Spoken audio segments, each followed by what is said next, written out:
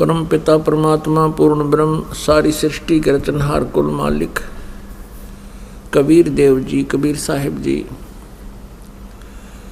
ये हम सब आत्माओं के जनक हैं, ये हम सभी के हितैषी हैं।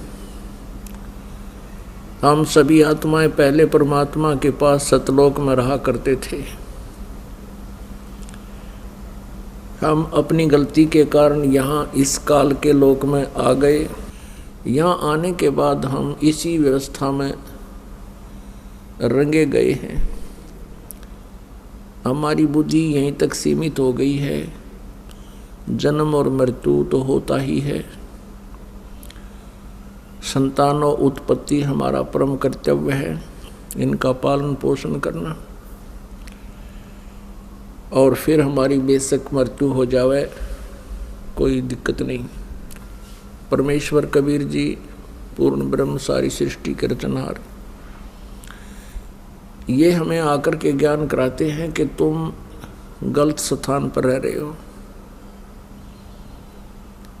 कहते हैं आगे गए न बावड़े, रहते भी सब जहाँ, और बिन साहिब की बंदगी कहीं ठोर ठिकाना ना।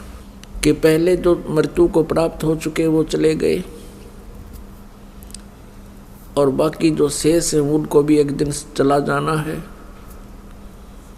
बिन साहिब की बंदगी, साहिब माने परमेश्वर, सत्य पुरुष, पूर्ण ब्रह्म, कंप्लीट गॉड, पूर्ण परमात्मा की भक्ति बिना कहीं ठोर ठिकाना ना, यानी कहीं पर भी आप जी स्थिर नहीं हो, स्थायी नहीं रह सकते।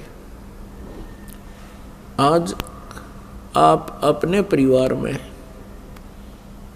कितनी अच्छी तरह सेट हो। प्रत्येक प्राणी बहुत अच्छी तरह अपने घर में, परिवार में और समाज के अंदर बहुत खुशी के साथ रह रहा है। और ये पता होते हुए कि हम कभी भी मृत्यु को प्राप्त हो सकते हैं, फिर भी नो प्रॉब्लम, नो टेंशन।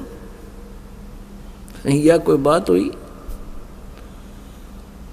ये एक विशेष विचारणीय विषय है, ये जो हम भूल रहे हैं। यहाँ हम स्थिर हुए बैठे हैं, हम ये मानकर बैठे हैं कि 80-90 वर्ष तो हम सेट हैं।